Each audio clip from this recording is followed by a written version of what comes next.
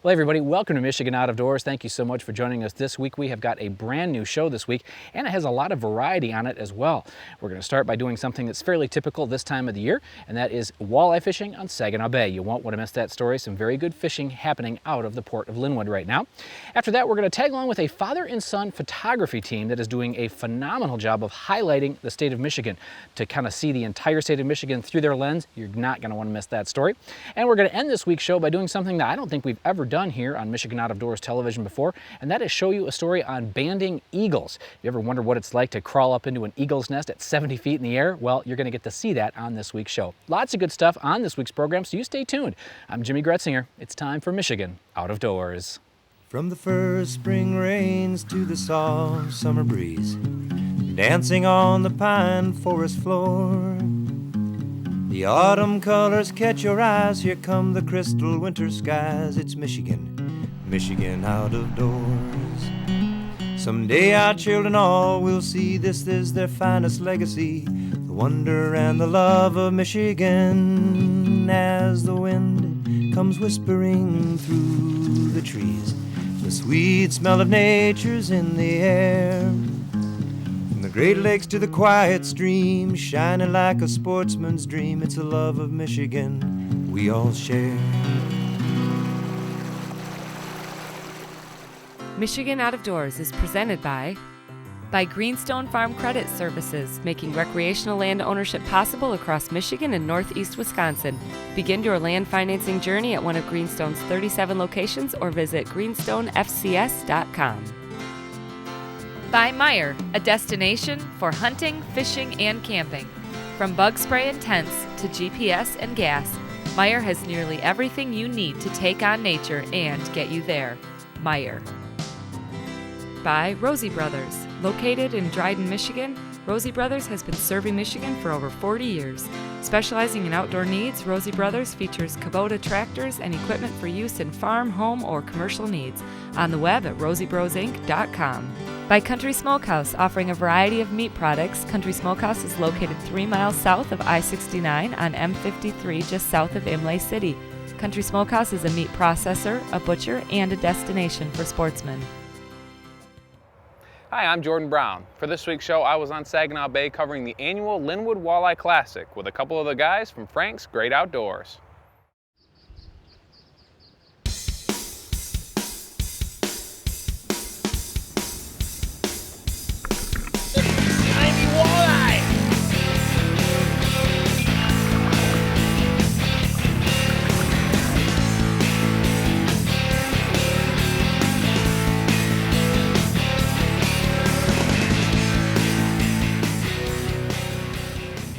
We're here at the 2013 Linwood Classic. It's here out of Linwood, Michigan. This is an ongoing tradition here for the local community for the Linwood Classic. It's been going on longer than I've probably been walleye fishing, so goes back into the early 90s. It's always been sponsored by the Linwood Civic Improvement and co-sponsored by the Saginaw Bay Walleye Club. And the Saginaw Bay Walleye Club and their volunteers run this event. It's all local fishermen, it's families, husbands, wives. A lot of guys will bring their families, will bring their kids out and fish. So it's definitely not a professional event, but it's a well-organized, fun event. The plan today was pretty basic. Start out with a variety of crankbaits and crawler harnesses and see what the fish were after. The weather conditions had finally straightened out. After a questionable start pushed the tournament back an hour, the guys were anxious to start putting fish in the boat.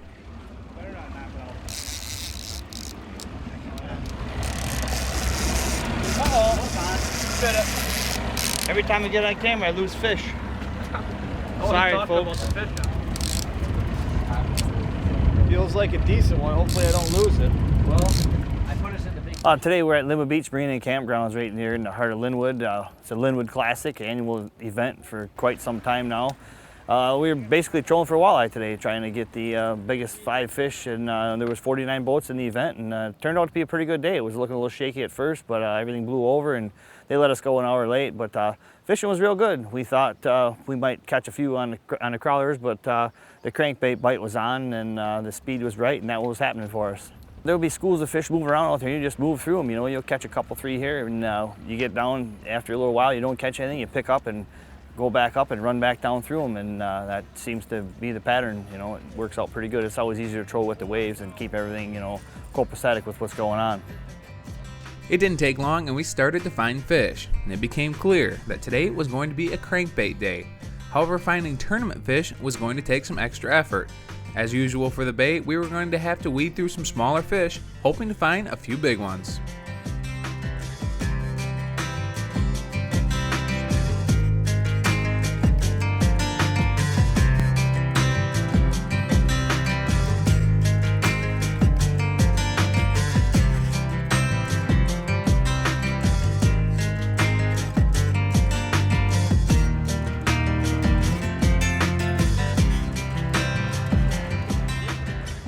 Most of my summers are spent running walleye tournaments. The Michigan Walleye Tour and some of these local events like the Linwood Classic for the Saginaw Bay Walleye Club. So it's rare that I get a chance to actually go out and go fishing. So today was kind of a little bit of a bonus. We fished just north of Pinconning, anywhere from 9 to 14 feet of water. Ran primarily 3/8 rattle tots with a few thunder sticks in there, mixed in there. And like I said, I know we caught well over 20 fish. And it just got to be what color weren't they biting on at some point. And it didn't really seem to matter. We caught fish in all depths, anywhere from 20 feet back behind the board as far as 40 feet back, and a rainbow of colors. So color doesn't seem to matter. The population of walleyes out here in the bay is very strong right now. The year class is big, and it's gonna be a great summer. Numbers wise, it's gonna be a great summer for catching walleyes out here in the bay.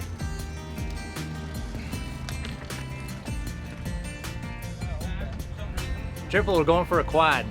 We got another one going. Pizza.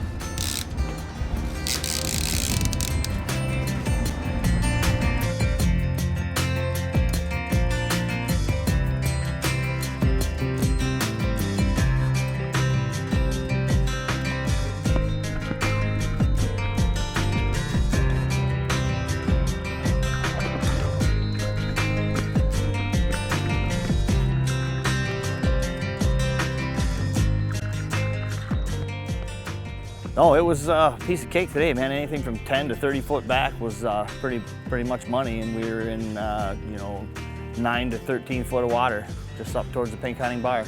This is actually the first time I've ever fished in this tournament. I've helped out a few times and did a little bit of different things for it, but actually the first time I had a chance to fish in it, it's been a blast. Well, our tournament hours start at 7 in the morning. This morning we had a little weather delay with some severe weather in the area, so we held them off until 8 o'clock. And they fished till 3 o'clock.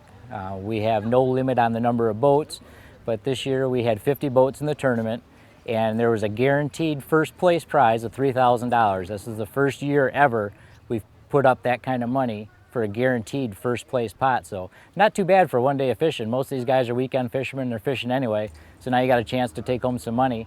And we're also paid down to 10th place, so there's some additional prizes as well. We had an excellent day of fishing, but struggled to put a couple of the really nice fish we needed in the boat. And after spending the day on the water, it was time to head back in to the weigh-in. Well, our boats leave, like I said, they leave out 7 o'clock in the morning. They're due back in to check in out here on the bay at 3 p.m. We have a boat out there that monitors the check-in procedure, make sure nobody's late. And as the boats are checked in, they're called in to the docks here behind us in numerical number, and they're going to pull their 5 best fish of the day. They're allowed to keep their legal limit, but they weigh their 5 best fish, and they bring them up to our stage. We have certified scales. We will bump the fish to make sure they're of legal length, and then we'll put them on the scale, get the weight certified, and at the end of the tournament, we'll crown a winner. Typically, on average in the past, it's been anywhere from 18 to 24 pounds to win. Last year was a little bit later in June, and the fish were schooled up a little bit more. This year, I'm guessing probably around the same. I would say probably 22 pounds would take it. Well, our 15 pounds didn't quite cut it, but we had a great time on the water, and that's what this tournament is really about.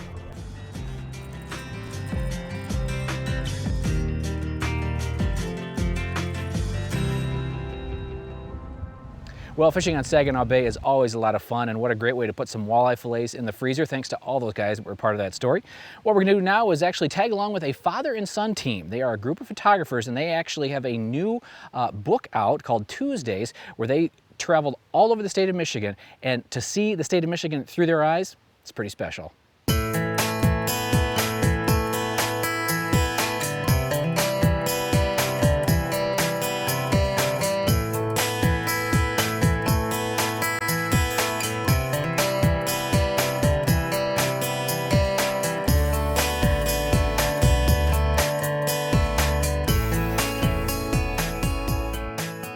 When it comes to documenting our great state in photos, it's hard to beat the father and son team of Brad and Todd Reed.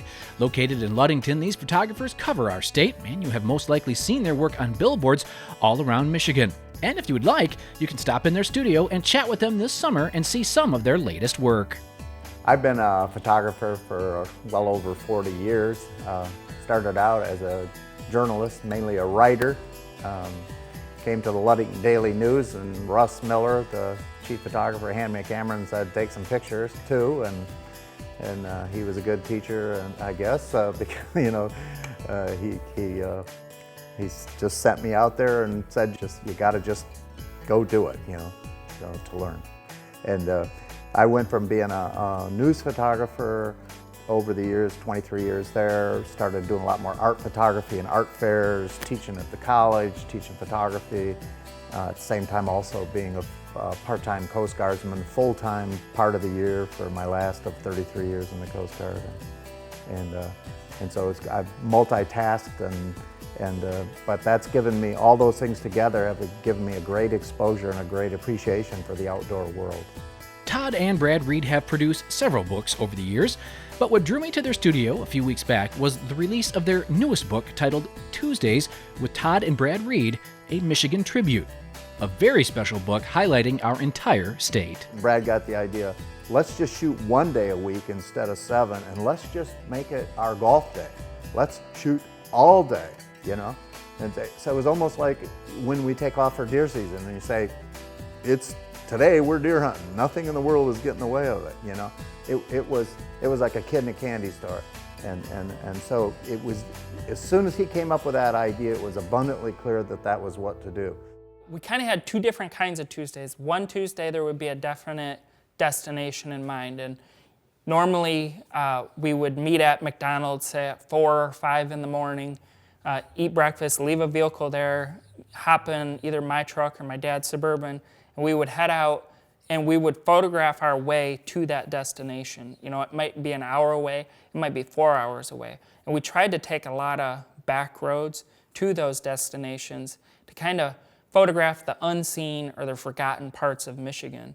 And then we would get on location, and you know, whatever the light was that Tuesday, that's what we had to shoot. And you had to get creative sometimes.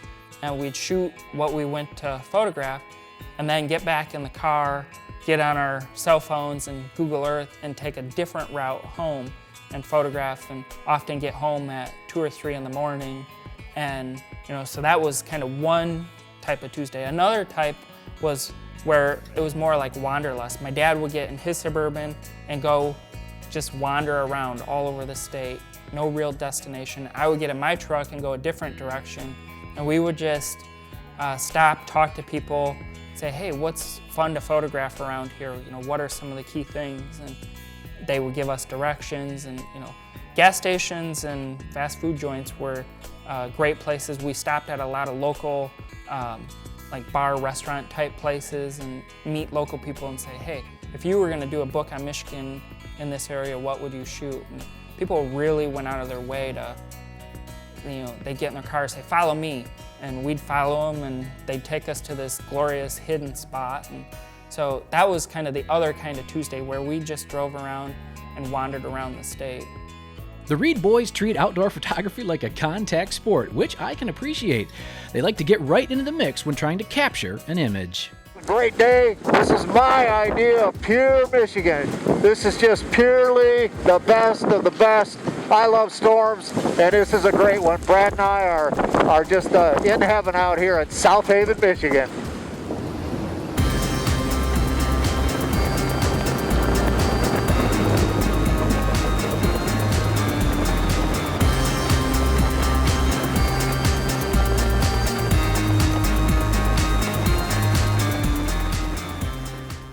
That was a clip from one of the DVDs that accompany this newest book, and it helps tell the story of what it's like to travel around this great state capturing its beauty, which is one of the reasons these guys produced this book in the first place.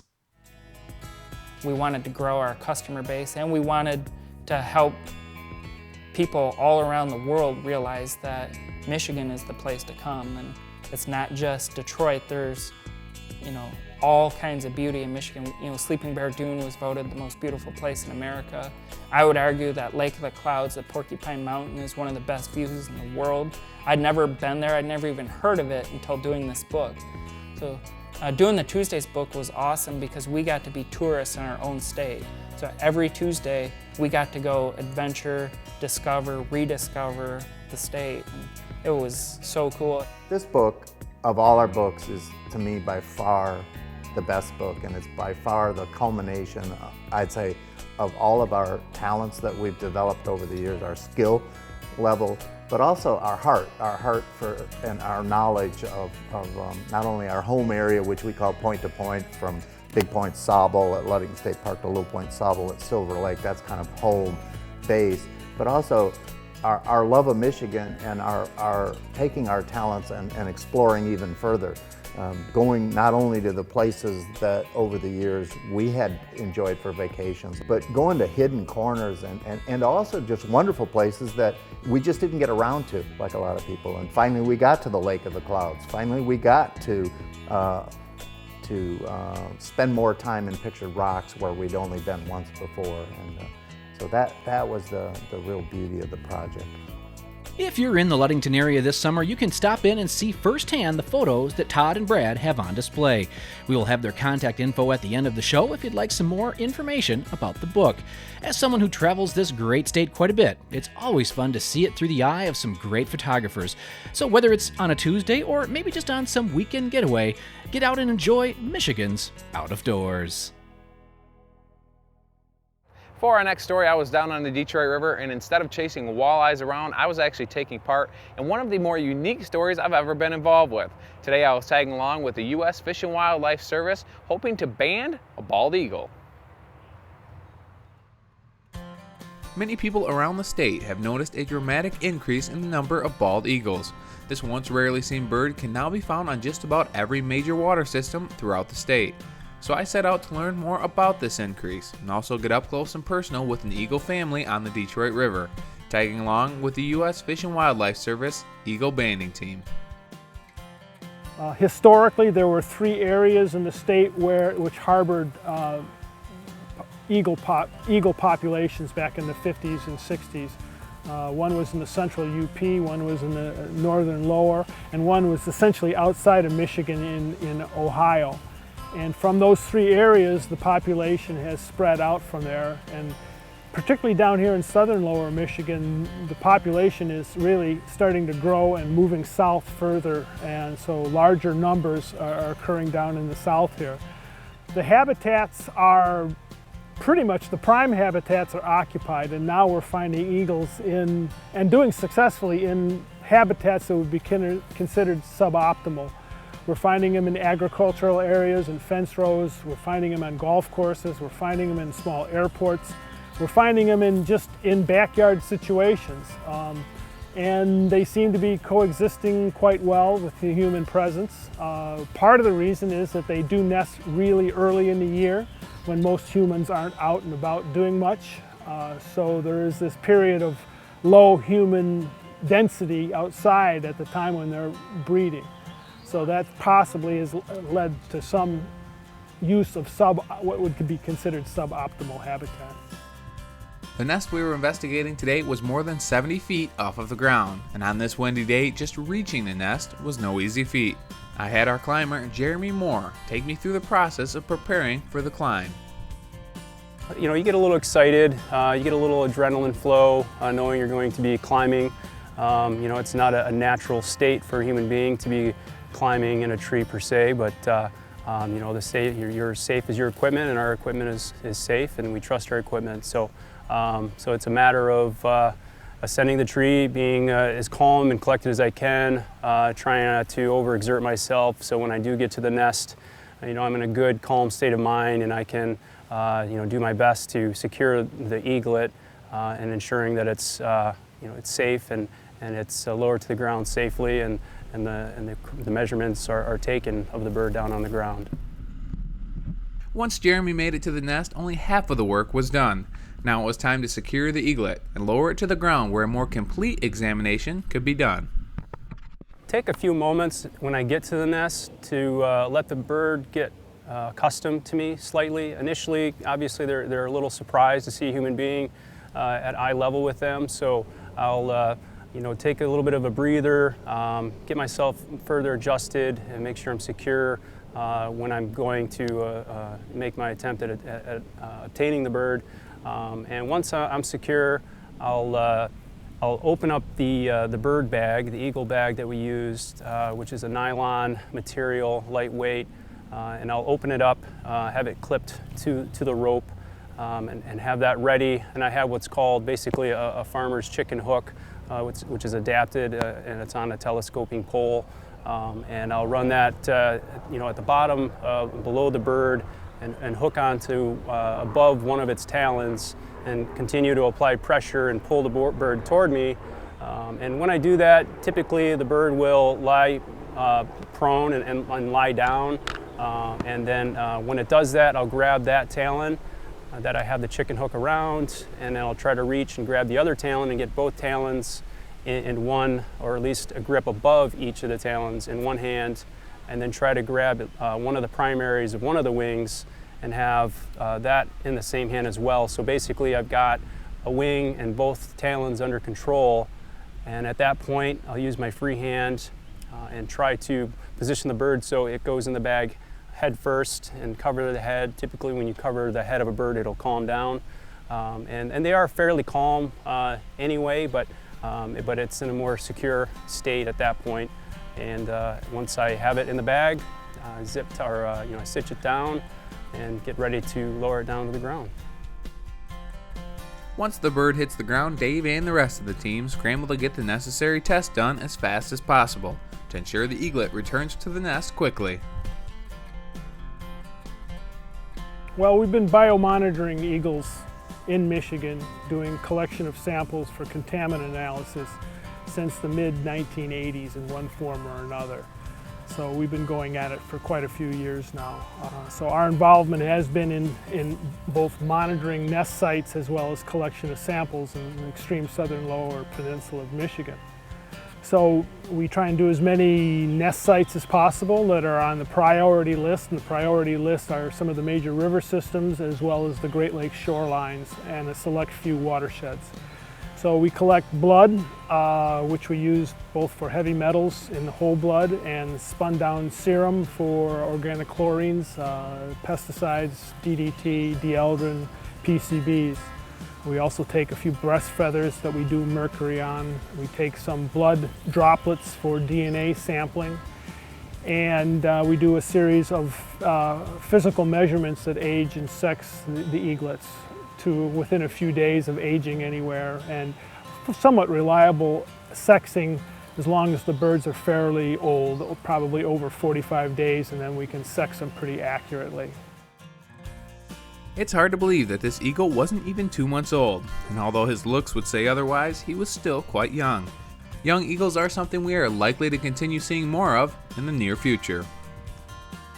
Up through this year, the population has steadily increased and is probably well over 800 breeding pairs throughout both the lower and the upper peninsulas. This year alone in the lower peninsula, we've added over 40 new breeding pairs in Michigan, so the population is really taking over.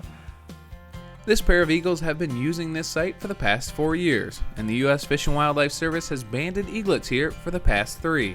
It was really something to see an eagle on the ground, and the views from the nest are views that most people will never see. Special thanks to everyone involved and to the U.S. Fish and Wildlife Service for letting me tag along. Well, hey everybody, thank you so much for watching Michigan Out of Doors this week. A few quick things before we go. If you missed part of this week's show or last week's show, want to see what we've been up to, you can always check out our website at michiganoutofdoorstv.com. We have full episodes of the show there and lots of other fun stuff. And if you do the Facebook thing, we're on there updating you as we kind of travel around the state of Michigan and try to bring you a brand new show every week of the year. Coming up over the next several weeks, lots of good stuff. We are going to do some stuff on the new deer regulations and how that's going to affect you as a sportsman, as a deer hunter this upcoming year. We also have a recipe on how to do ribs over an open fire. You're definitely going to want to see that story. And we've been also doing, of course, a lot of fishing, some big lake stuff, some small inland lake stuff. Lots of good things happening this time of the year if you're a sportsman in the great state of Michigan. And hopefully, we'll see you right back here next week on your PBS station. Michigan Out of Doors is presented by Pictured Rocks Boat Cruises of Munising, exploring Lake Superior's Pictured Rocks National Lakeshore with its sandstone cliffs, caves, waterfalls, and lighthouses. Pictured Rocks Boat Cruises on the web at picturedrocks.com. By Zimmer Roofing and Construction in Port Huron, featuring Duralast roofing systems made in Michigan. Zimmer Roofing and Construction provides installation, maintenance, service, and repair, serving commercial and residential clients on the web at zimmerroofing.com. By Propane, exceptional energy. Propane retailers promote the safe use of Michigan-produced gas energy in homes, farms, and businesses across our great state. Learn more at usemichiganpropane.com. By Meijer, a destination for hunting, fishing, and camping. From bug spray and tents to GPS and gas, Meijer has nearly everything you need to take on nature and get you there. Meijer. Closed captioning is brought to you by Propane, exceptional energy. Propane retailers promote the safe use of Michigan-produced gas to outdoor enthusiasts across our great state. When I wander far away, a dream stays with me night and day. It's the road that leads to my home state. I am a Michigan man. Changing seasons paint the scene like rainbow trout in a hidden stream.